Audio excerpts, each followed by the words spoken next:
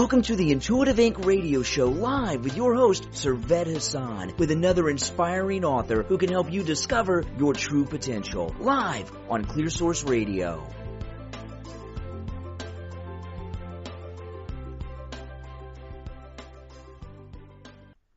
Hello, everybody. It's Sunday night. The name of the show is Intuitive Inc., and I am indeed Servet Hasan. I have a great show for you tonight because we're going to be talking about body image.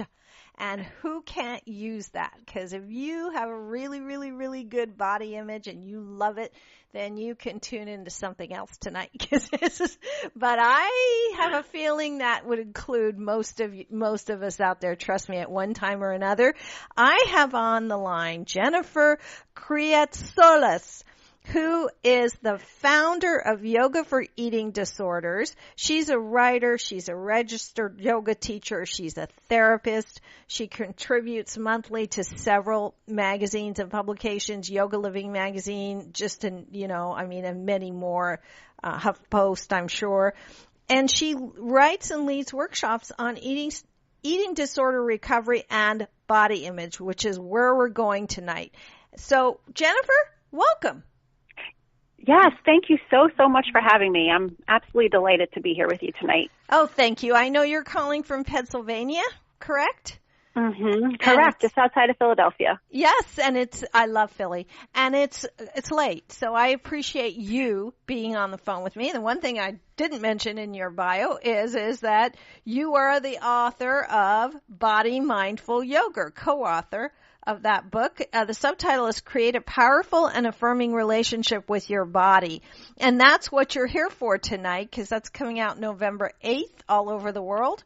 So that's correct. That's what we're going to be discussing. So I loved this book because body image, especially for young women, is so important. I think that it's good work you're doing. You've written it with Robert Butera, who I know because he co-authored Llewellyn's complete book of mindful living. And I did a couple of chapters for that, and he co-edited that with Aaron, who was on last week. So we're all a family now, and I was going to do 2 yoga shows in a row. But you know what? I kind of thought they kind of built – I thought it was a good idea because they actually are going to build on each other, I think, I mean, absolutely. Erin had a lot to say, and we covered so much ground. It was a really interesting show. Now we're going to take it to a different level where we're going to talk about words and how they affect your body and body image. But first of all, before we get to all of that, Jennifer, I have to ask you, how did you get into all of this? Where did this start?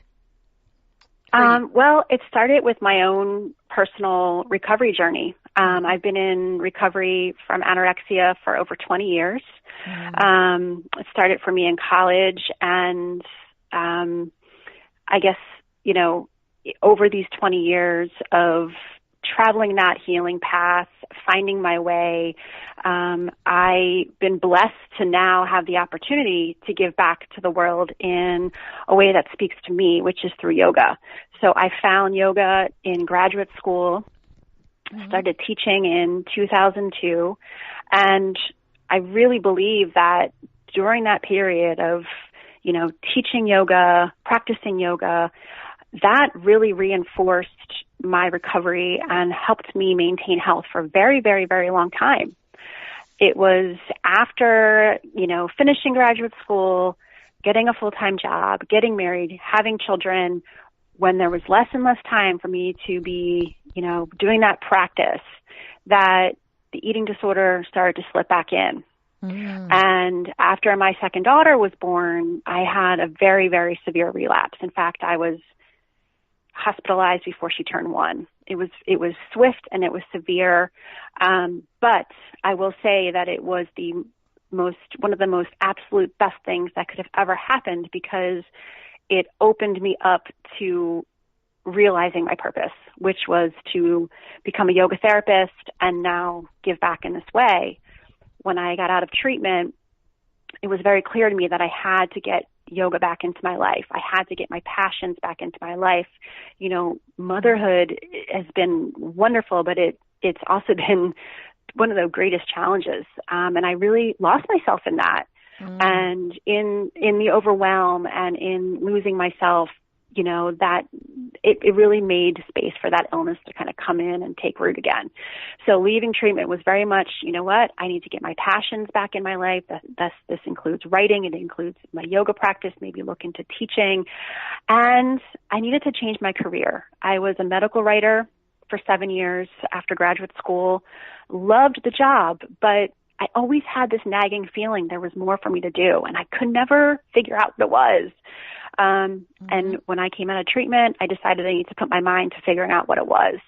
I started working with a coach, and I don't even know how it happened, but I ended up on the Yoga Life Institute website, which is Bob's studio, Bob's institute, and was reading about this yoga therapy program, and my whole entire body started to shake. My heart was pounding. It was like, yes, this is what I'm meant to do.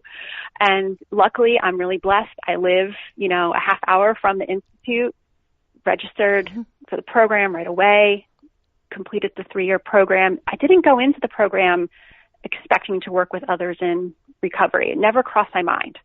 But as I moved through the program and started really doing that deep self-study, it just came clear to me that, you know what, if I'm going to be an expert in anything, it's going to be this 20-some years of recovery and this, you know, 15, 16 years of practicing yoga. And now after studying with Bob and Aaron and, you know, his staff of incredible teachers who've completely changed my life, I have a much greater, deeper connection with my yoga practice. It's no longer confined to, you know, being on a mat.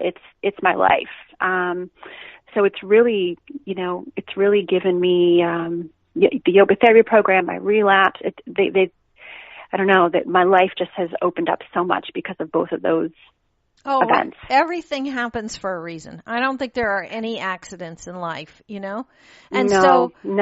And also you learn what you teach more. I mean, you get better at what you teach too. So, and now you're helping people and you are giving back, and that's awesome because you went through a lot.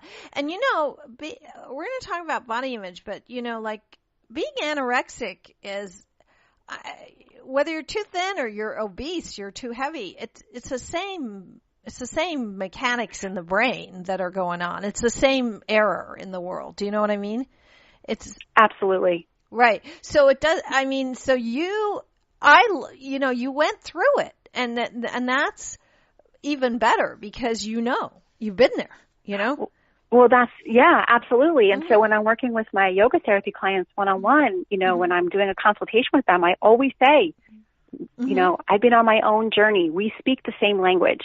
Like, there's nothing you can say, do, share that I probably didn't at some point also. So there's no judgment. I get it. And I think, you know, having that shared experience can create so much trust with my clients. You know, and it's a blessing. It's a blessing to speak the language that I speak, because now I can give back in this really profound way. Right. Yes. And the book is a direct result of that, Body Mindful Yoga. Yes. Right. Yes. So, and it is about creating a powerful and affirming relationship with your body, which also has a lot to do with your mind, right? Yes, absolutely. Yeah. Our words are our reality. Our words shape everything. Right. Yeah, it's true. But it's also, our perception too of ourselves too, because I haven't, you know, I'm not an expert. I'm not a therapist. I'm not a psychologist or a psychiatrist or a doctor, but I've worked with women who have been particularly, bulimic for some reason, that kind of, and I always start with, what are you not letting into your life? Like, you don't want to be penetrated by anything at all. You can't keep anything in. So let's go there. And I liked your book because, you know, you don't talk about that like I am, but you go there. You go to that kind of, what are you saying to yourself? What are you doing? you know, and in an indirect way, that's really important. So let's start with that, because sure. What is body image to you? What's the definition of body image? It's the word that you used, right? It's perception. It's a combination of our perception, our imagination, memories. It's a narrative that all of those things combine to create within us. It's socially influenced. It's culturally influenced. It's, influenced by our families, by our peers. And I really believe it's a narrative, that plays about whether it's parts of our body or our entire body, or how we don't measure up, how we don't fit in, how we're not good enough. Exactly. And it doesn't mean it has to be negative. We often talk about body image as like, that phrase is like automatically negative. But I think that when we can actually realize that body image is a perception, I think that can be such a life-changing moment if you can really take that in and believe it. Right. Go ahead. Go ahead. I'm sorry. Go ahead. Yeah, because I think if we can really take that in as truth, that our body image is a perception, that the script is a perception, that, if we're talking about negative body image, all of the demeaning words that we say to ourselves is based on a perception and not fact, that there's an opening there, there's possibility there. There's a chance to rewrite the script. And I think that is a very empowering moment in someone's relationship with themselves. Right. You say it in the book. You say it well in the book. You say it is a perception, not a fact.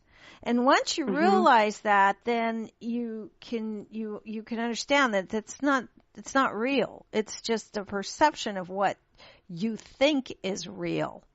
And then also in the book too, you say, body image is not necessarily always about fixing or changing or controlling or correcting your body. Sometimes it's validating and honoring and affirming it as well, It's also a perception. Yes, absolutely. Yeah. Yeah. And that's what Bob and I hope to do with this book is to provide people a foundation, a method, an approach to moving toward that more affirming relationship. Absolutely. And I think you do it well.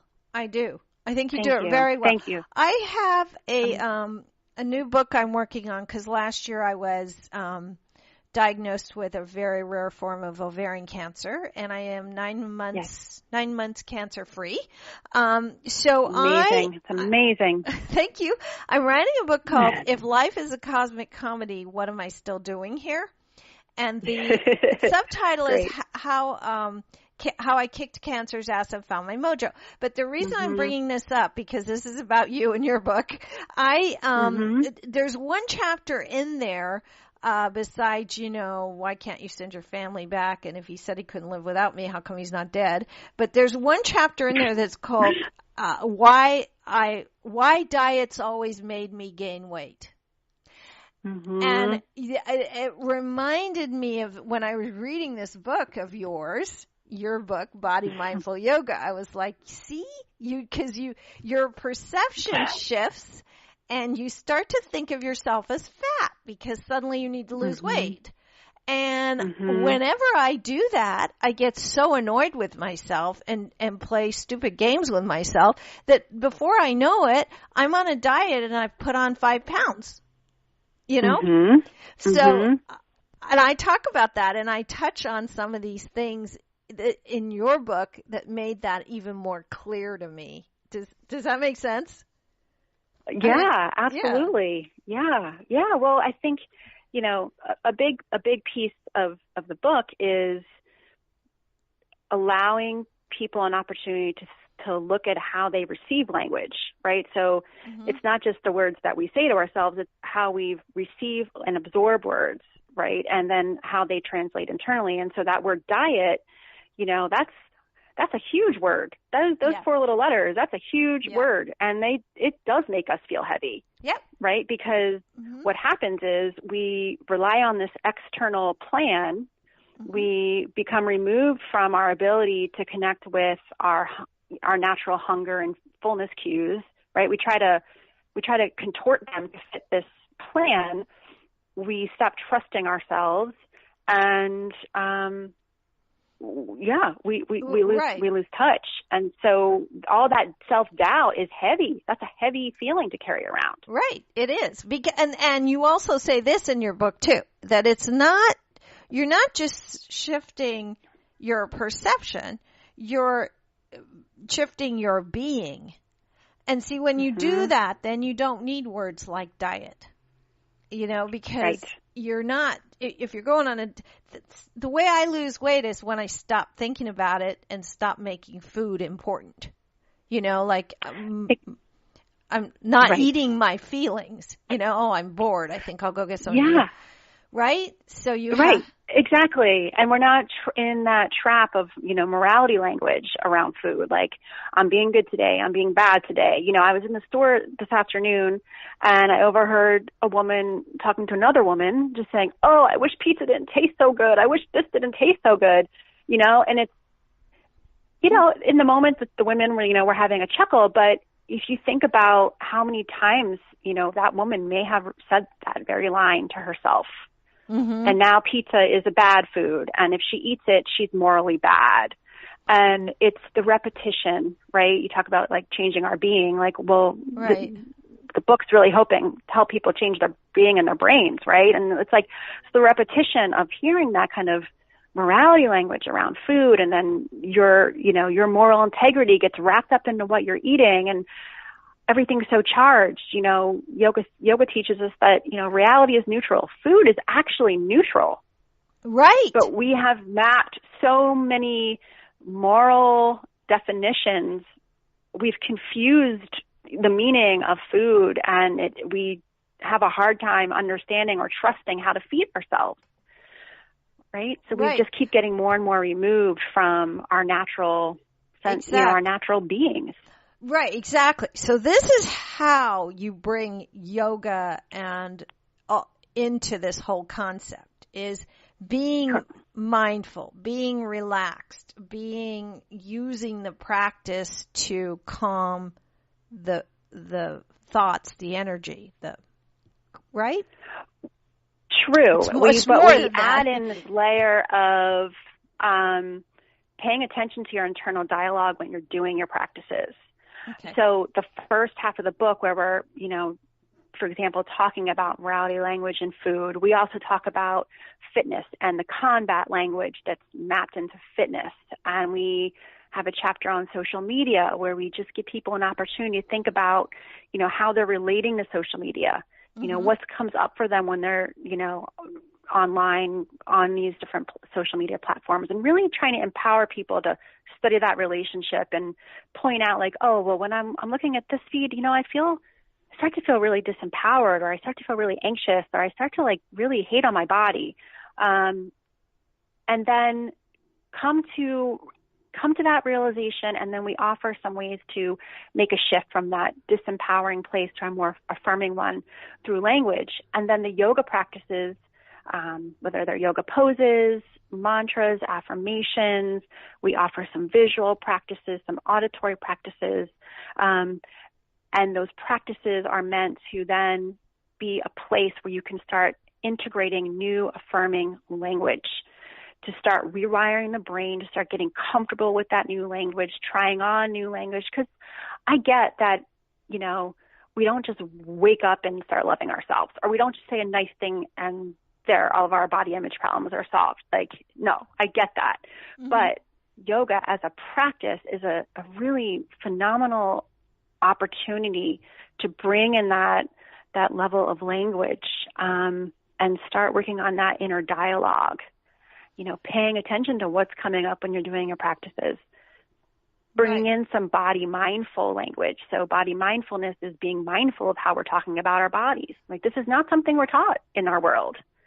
Right? It's much more normalized to stand in the grocery store line and talk to a stranger about how much you hate your, this body part or that body part, right? Mm-hmm. I mean, we've all heard it or maybe even done it because Right. that's what we're trained to do. And this is saying, no, we need to cut that out because it's hurting our kids. It's hurting ourselves. Mm-hmm. And so then the last chapter is like, how do we go out and model this more, body mindfulness in the world? Exactly. But really, the yoga practices are so key because we need to heal the language in ourselves, Yeah, exactly. I remember Adele, the singer Adele, when she was first starting out, a lot of people were on her about her weight. And she said, you know what? She said, I love my body. And leave me alone. And she didn't lose weight until after she had a baby, I think. But I remember her saying that, and I went, good for you.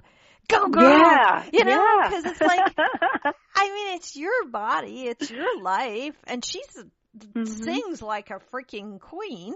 So I was like, I think if you're that self-aware, then good for you. And that does a lot for young girls who are out there, or anybody, older, young, doesn't matter, male or female. If you're overweight, to start by not beating yourself up about it and always thinking you gotta fix it, change it, do something, and just relax and be okay with that to start with. Yeah.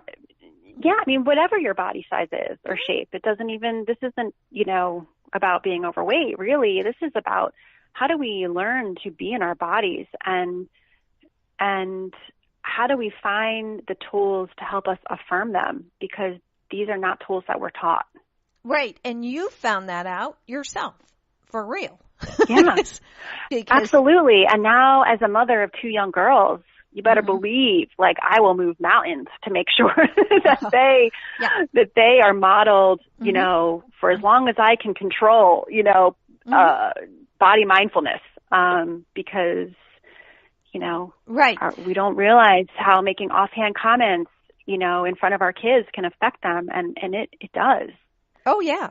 Yeah, absolutely. Of course it does. How old are they? Can I ask? Yeah. How old are your daughters? Yeah, they're 7 and 5. Yes, see? That's exactly when it influences them the most, And they remember. Yeah. They remember. They're like little sponges. They're soaking it all in. And if mommy's walking around going, I'm not eating. Food's bad. Food's bad. Yeah. Food's bad. Yeah. Food's bad. I feel so guilty. I need to burn this off. Right? They hear that. And I think in the end, too,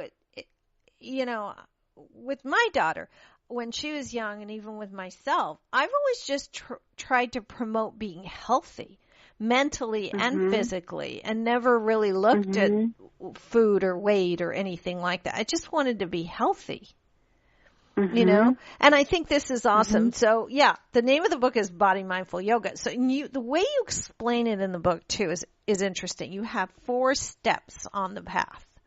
So I want to discuss that a little bit too, and the social media stuff too. That I want to go back to that in a bit, but first, because that's so important in this day and age now, it's everywhere. We're sure. But let's talk about the four steps first. They are listen, learn, love, and live. What brought you to that point, to those 4 key elements? This was Bob's wisdom coming through in the book. He's, been teaching yoga for 30 years. He studied in India. He's written several books. He's my teacher, mentor. And so in his journey of teaching and then doing self-study and thinking about, how's my teaching reaching my students? And he talks about in the book, he shares some stories of going and teaching, and some of these workshops flopped, and he would, kind of scratch his head and think, why did that happen? And so he came to these 4 steps as a way of making some yoga concepts more accessible to, modern people. And his, one of his biggest realizations that he shares about is, we need to help people recognize their starting point. If there's a change they want to make in their life, right? What's the starting point? Where are they right now? So in relation to our book, it's where are you right now in your relationship with your body? And that's the listen, knowing yourself. What's your starting point? And what influenced that starting point? How that starting point comes to be? We call it your body mindful baseline. Where are you right now today in your relationship with your body? Because we can get very caught up in comparison, right? Like I want to be that, I want to have my 12-year-old body back, or I just want to lose this weight, or I just want to look different, or I just, looking into the future. But what about right now? Yeah. Right. And so once we have our starting point, right, then we can begin to chart a path forward. Yeah, exactly. And yeah. Right. Yeah. I wish my boobs were where they were when I was 20, but that's never going to happen. I'm 60 now. Right. They're never going to, that's never going to happen. And so I don't have a problem with that, because I just know that's never going to happen. And they're still cute and fine. But I was like, so you do, but see, I'm at peace with that, so you do have to start. These are good. These are also good lessons for anything you want to change in your life, not just your body. But I love that. So so you start with listening, and then you move to learn, right? Learn, right, right, exactly. So this is where you kind of think about, well, what do I need to learn in order to, take a step forward?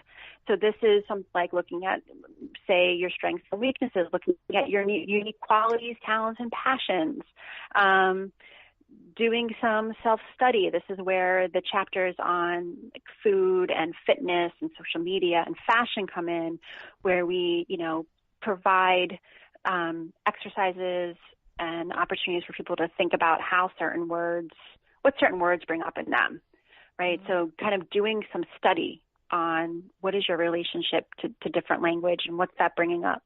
And then after you take all that learning, and then you move into love, which is, practicing new wisdom for your inner life. This is where the yoga practices come in, where you're kind of working on your inner self, where you're wiring in new language, testing out new language, doing these practices, which, as we know, well, if you've practiced yoga, you know that, this is a very balancing practice. This is working on your physical self, your mental self, your spiritual, intellectual self, right? So there's it's just a very, special way to be with yourself, right? And then to live it, to go out and live it and to model it. And we provide some steps on how to do that. Right. I think, the love part, I have practiced yoga and I still do. I think, not like you do, but I think of it almost as meditative. My practice is I know a lot of people, a lot of women want to talk, and it's a fun activity for them, and that's fine. But when I do my yoga practice, it's a very quiet inward thing. Yes, that's a perfect way to put it. Yeah. Quiet and inward. Yeah. It's a very quiet, and there's nothing wrong with the physical outward talking to each other thing either. But for me, it works because I don't have time to do a yoga class every day. So when I do my yoga practice, it's very meditative. And absolutely. I go into that. So do you have a separate meditation every day, or is that part of your yoga practice as well? For me personally? Yeah, you. Or do you mean in the book? No, you. I spend I take quiet time every day. Yeah. And, when I first started practicing yoga, it meant I needed to drive to a studio, and then I needed to be there for at least an hour and a half, and it had to be a very vigorous practice. That's who I was 20 years ago. And now, after studying with Bob and just, growing and maturing and becoming older, and having less time, I don't really have the luxury of doing that anymore anyway. Right. I realized that, yoga can be pausing at a traffic light when the light's red and taking 5 breaths. It can be just sitting in a chair quietly and just being really present. I think of yoga as any activity that brings awareness. So maybe you're a gardener, and when you're gardening, you're very aware, you're very present, you're connected to what you're doing, you're just immersed in it. Like, that could be yoga, and the practices that we give in our book, they're not, full length practices. They're like, hey, take 10 minutes and do this. We try to make them very accessible because people do have busy lives. And I think doing this kind of work on body image, it takes endurance because it is so hard. It does bring up so much stuff. And I want to give everyone who's listening like a lot of compassion for that, because that's truth. That's hard work. So our practices are meant to kind of, 10 minutes here, 5 minutes there, just to build it in, to start building up that endurance and giving yourself that little bit of space to devote to working on a more affirming relationship with your body. Exactly. Yeah, right. Okay, we are halfway through. More than halfway through, actually. Wow, that flew by. I know. See, Jennifer, we are on the line with Jennifer Kreatsoulas. Did I say that right? Kreatsoulas. Yes, perfect. Good. Okay, the name of the book is Body Mindful Yoga, which you co-wrote with Robert Butera. It's out November 8th, Llewellyn, or unless you go on Llewellyn Worldwide Publishing website, you could get it now. It's excellent. I highly recommend this, especially if you have any issues with your body, which most of us do, and or you may not think you do, but you actually do if you keep repeating the same patterns over and over again. I highly suggest you get this book then. And I'm going to open the lines now. If there's anybody brave enough out there to call in, please do. 949-313-8880. Again, it's 949-313-8880. Otherwise, we're going to just continue chatting here. It's a very tough subject for a lot of people. So if they want to contact you, how can they do that? They can contact me at email, which is Jennifer@yoga4, which is the number 4, eatingdisorders.com. So Jennifer@yoga4eatingdisorders.com, or through my website, which is yoga4eatingdisorders.com, which again, it's the number 4. Right. So that's great, because people, this is a touchy subject. It is. People, and also the other thing is too, is this, by the time they get up the nerve to call, they're like, how's it going to call? And then the show's over. No problem. I welcome emails. I welcome anybody who wants to reach out to me. Absolutely. Okay. And you are doing workshops on all of this too, correct? Correct. Yes. You traveling as well, or are they mostly in with a 5 and 7-year-old? I imagine you're home. I am traveling. I have events obviously near Philly. I'm going to be heading to Baltimore, New York City, Los Angeles, Montreal, and hopefully a few other places as well. Awesome. Some of my favorite places. Super excited. Yeah, super excited. We're here in LA, so I am here in LA, but this show runs all over. It runs in 79 different countries too. But for anybody that wants to know where you're going to be, especially for those my locals who are here in LA, they can go on your website, yoga4 eatingdisorders.com, right? That's correct. A lot of the events are still being finalized, so they're not all listed on my website yet, but there's a few up, and there will be many more coming in all those areas that I mentioned. Good. And you're doing Montreal, too. I grew up in Montreal. Actually, I'm British, and I grew up in London, and I'm a British citizen, and Canadian citizen, and an American citizen. But I love Montreal. I love Montreal. It's one of my favorite. Yeah, I can't wait. I can't wait. It's going to be my first time. Very excited. Good. All right. Well, you've written a really great book, and with Robert. How was it co-writing? Was it interesting, or was it hard? It was fantastic. It was really a really amazing experience. Honestly, when Bob and I kind of joined forces to do that, he was very much like, you know what, I really want to empower you to own this material. You know, he certainly shared his wisdom and contributed a lot, but the body image piece really more came from me. And he really wanted to raise me up and empower me, and he really held true to that. And I learned so much from him because he's written several books before. So just having the opportunity to write a book with someone who's done this and is very masterful at it was a great learning experience. So in addition to just, having the ability to write a book, then having the learning, the mentoring through the process was, it was a dream for a first-time author. Couldn't have asked for a better experience. Good for you. Well, he wouldn't have done it anyway. I know, because I know he's written. I read Meditation for Your Life. I've been studying this stuff for 100 years. So, and he also, I think he also wrote The Pure Heart of Yoga or something like that. Yes. Very similar. Yes. I'm up on this. Yeah.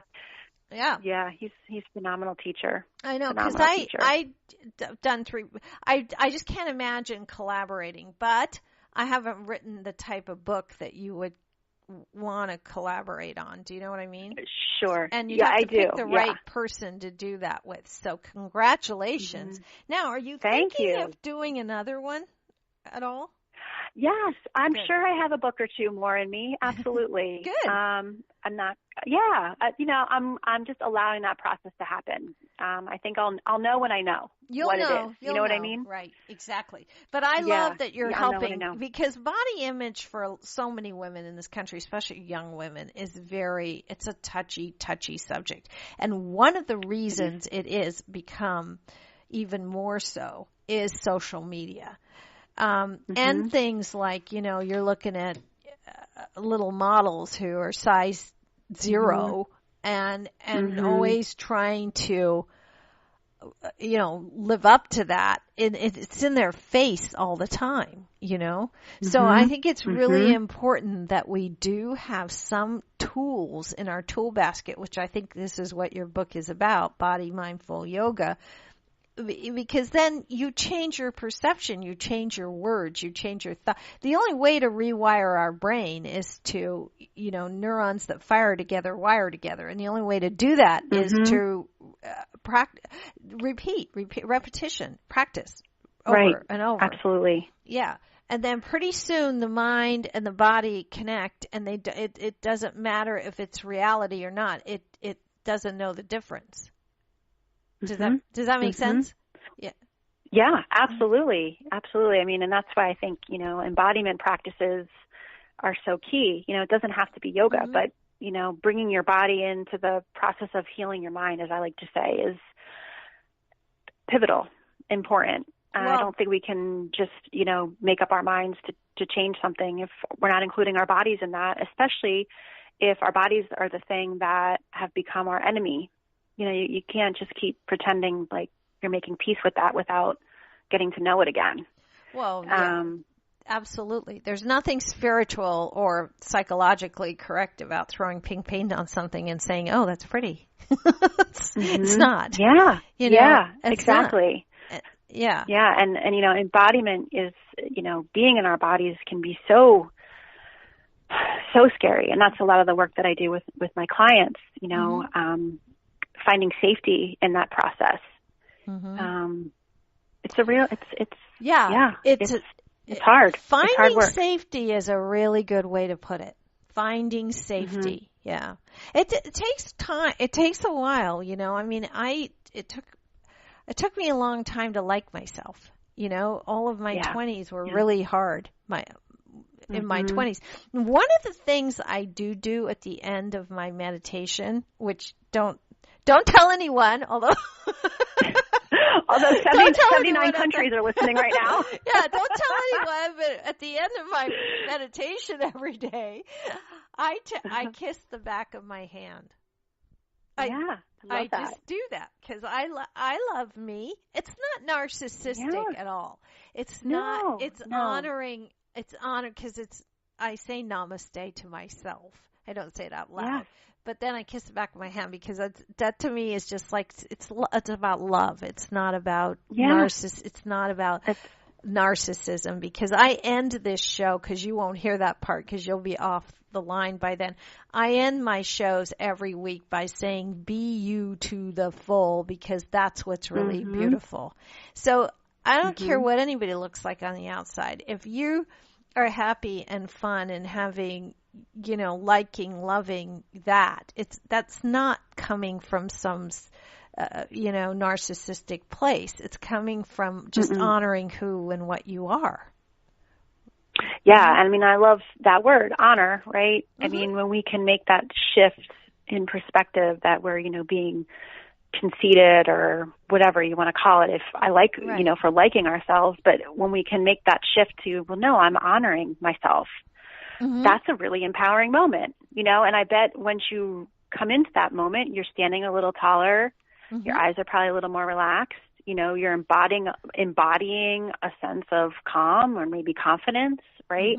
We don't realize how heavy the guilt and the shame and the self-doubt are, that they pull our shoulders forward. We walk around hunched because we want to hide, right? And it's, I mean, and again, compassion for everyone out there who's feeling that right now, because that's a very real feeling.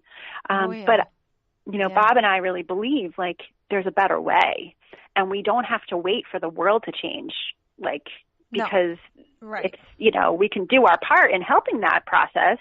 But really we got to do it within ourselves first. And I think the language piece, at least it's my hope that the language piece gives some power to people. They can feel like they have some power in their relationship with their body, that they don't have to just be, subject to all the images that are just flashing all around. And that feeling of lack, there's a different way. It doesn't have to stay like that.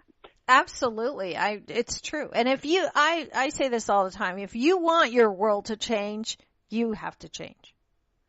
That's key, because nothing changes out there till you change in there. And the whole thing with body image, I mean, that really, I've always got to a place over doing this practice for so long, 100 years at least. I got to a place where I was actually okay with myself, but I took it to a whole other level after chemotherapy. Last December, I had not one hair on my body. So, you're bald, and then that's only been 10 months, but that didn't get me so much. What caught me was I had no eyelashes and no eyebrows. I looked like a little alien creature, and I know that I could paint things on, and most of the time I did, and sometimes I forgot, and I forgot that I looked weird, and even when my hair grew in a little bit, I stopped wearing the scarves, and people would go, "Oh, look, your hair's so short," and I'd say, "Yeah, it's cute, isn't it? It's cute." I just got, but that took it to a whole different level, because until then, I had never been pushed that far, and then I realized that, I still like me. I did. Yeah. Wow, that's great. Thank you for sharing that. Yeah. Yeah. Don't tell anyone again. Yeah, no, I won't tell the other, 79 countries. I know. Yeah. Okay. People, we're running out of time here. So if you do have a question, call or text me if you're afraid. People out there do know that my business line is 949-735-3983. People have done that before too. I just got a text that they're loving you. So, oh, yay. Phoenix. Someone in Phoenix, Arizona is buying your book. So. Oh, wonderful. Thank you. Many thanks. Oh, see, they don't call, but they're listening. So, and somebody else. Hey, I appreciate it. Fort Lauderdale. Yay, Fort Lauderdale. Love her. Interesting show. Please tell her I enjoyed listening to her. So, well, we're not gone yet, so don't go away yet. No, thank you. No, and if you are brave enough, we have a few minutes. That's about all that's left, 949-313-8880. If you still want to try a quick question, you can. Otherwise, we're winding down. You are delightful, Jennifer. I love you. This has been a great show. Oh my goodness. And Thank you. Well, I love anything that's helping people, but this is a real problem because it's different if you're facing cancer, you're facing this, you're facing that. That's a very real, but then when it comes to body image, we don't realize how dangerous that is. Things like anorexia, bulimia, being overweight, all these things they just really are just as bad and just as dangerous and just as hard on our physical selves and mental selves as any other disease. So I'm thrilled you're bringing it to the forefront and talking about it. Thank you. I know. Thank you. I that means a lot, and I appreciate your support. Thank you so much. You are. That's why you're on the show. And the name of the book, again, is Body Mindful Yoga. And you're Jennifer Kreatsoulas. Mm-hmm. Almost. Mm-hmm. We're going to have to spell that for everybody because actually I am. It's okay. Yeah. It's okay. Everybody who knows me calls me Jen K, Jennifer K, and it's really okay. I always say Greek by marriage. It's all right. It took me a year to figure out how to say it too. Good, but they don't even need to know how to spell your name anyway, because really if they want to find you, they need to go to yogaforeatingdisorders.com, and that's the number for Yoga for Eating Disorders. And that's awesome. So we are kind of winding down here. Is there anything I didn't talk about? I mean, it's all about, we talked about social media and everything like that, and in fashion we didn't even get into, but we're running out of time. I kind of want to talk about the language of belonging, because you did a whole chapter on that, not just with the with the social media. So I mean, because I think that's what gets people, they feel separated. Is it? Do you want to talk about that just a little bit to wind down? Yeah. I mean, I think, belonging is one of our most natural instincts, right? We all want to belong. We think back to like beginning of civilization and tribes, right? Like we need to belong to survive, right? Protection and safety and nourishment and all of it. So this is very natural. And I think, social media really taps into that. Right? We want to belong, and that's fine. There's nothing wrong with that. I think our book wants to offer people an opportunity to be like, well, okay, so you belong, and that's great. Has it crossed into a line that you rely on external validation to feel worthy, right? Especially, where our bodies are concerned. And, yoga, like to use your words earlier, like it's an inward journey, right? And so when we can learn to validate ourselves, we really become liberated from needing to look like anybody else, act like anybody else, be anybody else. And, internal validation is not a skill that we're necessarily taught. We are trained to seek external validation, from the time we're children, getting our grades in school and our gold stars, and that's not a judgment. It's just a fact, right? Like that sets up that mentality in a lot of ways. And yoga is a path to going inward and learning to validate oneself. And that's a long journey, right? But it's one well worth it. And when it comes to body image, if we can learn to validate ourselves, we can walk a little taller in the world. We can feel like we fit in our unique way. Right. Right. Exactly. Yeah. And that's why I brought that last point up, because I thought there's so much to talk about. We could be on the phone for hours and days, but I just wanted to say, I wanted to talk about that a little bit, because that is so important. Because again, it's not about being conceited or narcissistic or anything like that. It's about just honoring who and what you are. We're all spiritual beings on a journey. Our body is our vehicle, our suit, our vessel that we are using while we're here.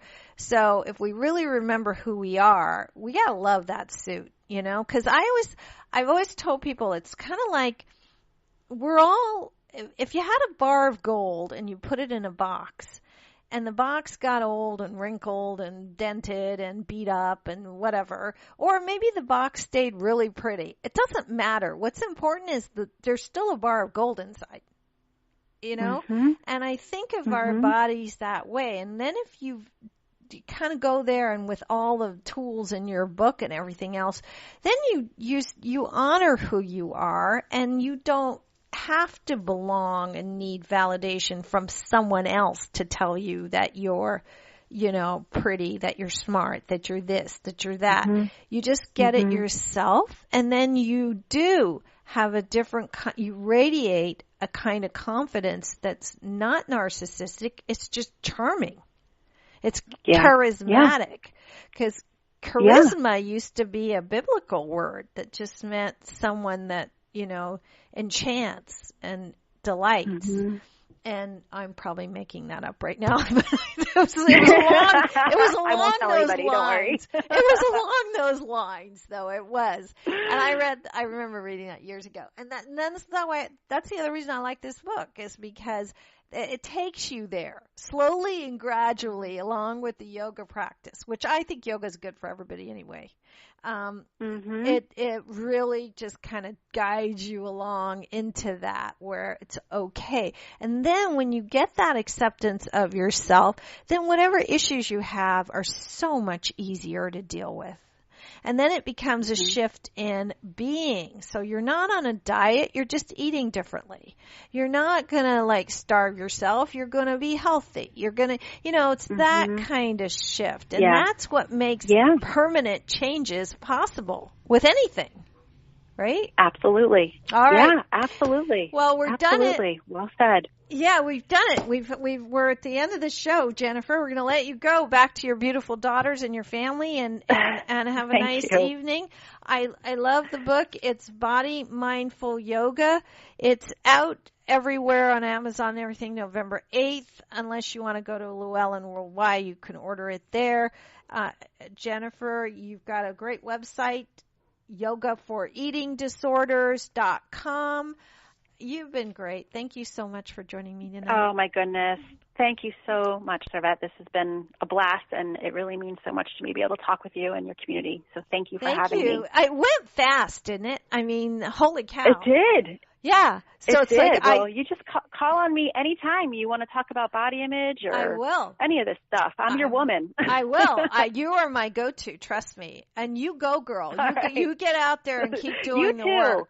Keep doing the work. You keep kicking that cancer's ass. You got it? I got it. All right. Take care. Thank you for joining me today. You take care. Good night. Oh, thank you so much. Good night. Thank you. Good night, everyone. Wow, that was a great show. She's awesome. And again, yogaforyou.com, the number 4. You know where to find me, servethasan.com, servethasan.com. My website is brand new. It's www.servethasan.com. And you can email me there as well at servet@servethasan.com. Have you heard my name enough yet? Anyway, it's got a few little things that need to be ironed out, but it's brand new and it's up and running. So, and there's a tab there for Kicked Cancer. So that's going to be a foundation, and everything's going to be going into ovarian cancer research, and we're kicking it for sure. So anyway, I have a great show for you next week live. I have a woman on the show named Stacey DeMarco. She is considered Australia's most trusted witch. And she's also a best-selling author, of course, because it's Intuitive Inc. But I got to say, she is awesome. It's Halloween. It's our Halloween show. So you want a witch? I got a witch. I got one of the best. And she's going to talk to us all about that and her new book. I don't have the name of that in front of me, but it's kind of a lunar calendar kind of thing where she incorporates talk about not just lunar stuff, but gods and goddesses and improving relationships, increasing your wealth, boosting your vitality, all kinds of, removing obstacles. She's on it. And she is. In Australia, she's a big more than Australia, but in Australia, she's a really big deal. So I got her on the show next week, which I'm delighted about. And I've got lots of new things coming next year. The website's up and Kick to Cancer's up, and we're getting there. So you'll be hearing a lot more from me. I'll start blogging and doing my podcasts are out too, but things are hard to find right now, so I'm going to get them in a better shape. Also have new equipment for the show. All kinds of things are happening. So starting in January, just getting better and bigger and better. And in the meantime, be you to the full, because that is what's truly beautiful. Love you all, and I'll be here next week, same time, same place. Take care. Good night.